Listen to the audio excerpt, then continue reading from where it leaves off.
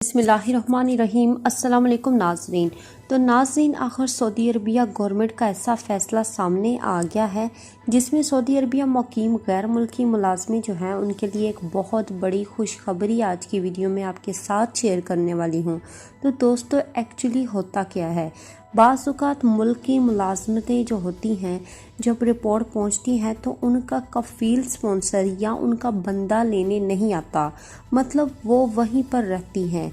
या कोई भी कफ़ील कंपनी अगर ऐसा काम जो मुलाज़मा से करवाती है जो उसके मुआहदे में शामिल नहीं है, या अभी एक्सेप्ट जो हो सकते हैं, इसमें गैर मुल्की मुलाज़मा जो है अगर भाग जाती हैं, मतलब वो कफ़ील उसका हरूफ जो है वो लगवा देता है। लेकिन अब जो है डरने की कोई ज़रूरत नहीं है।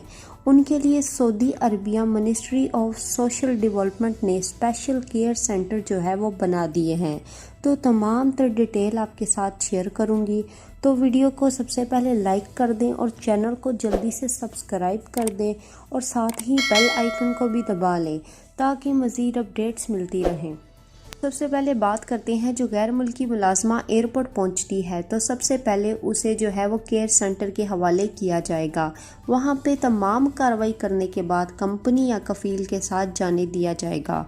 और अगर कोई भी कफ़ील अगर गैर मुल्की कारकुन से ऐसा काम लेना चाह रहा है जो उसके मुआहदे में शामिल नहीं है, या उसकी वजूहात दान नहीं करता, या कोई भी ऐसी बात है जो तनख्वाह उसको नहीं देता, ऐसा कोई काम मुझसे लेता है जिससे उसकी जान को जो है वो ख़तरा है, तो ऐसे में लाजमन बात है वो गैर मुल्की मुलाज़मा वहाँ से भाग निकलेगी। जिसके बाद कफ़ील जो है हरूब लगवा देता है।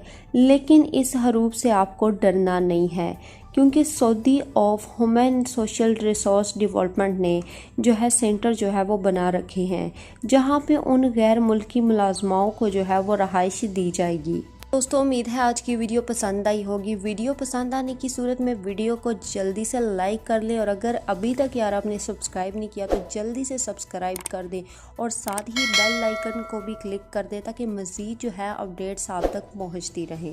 तो अब तक के लिए इतना ही, इजाज़त दें। अल्लाह हाफ़िज़।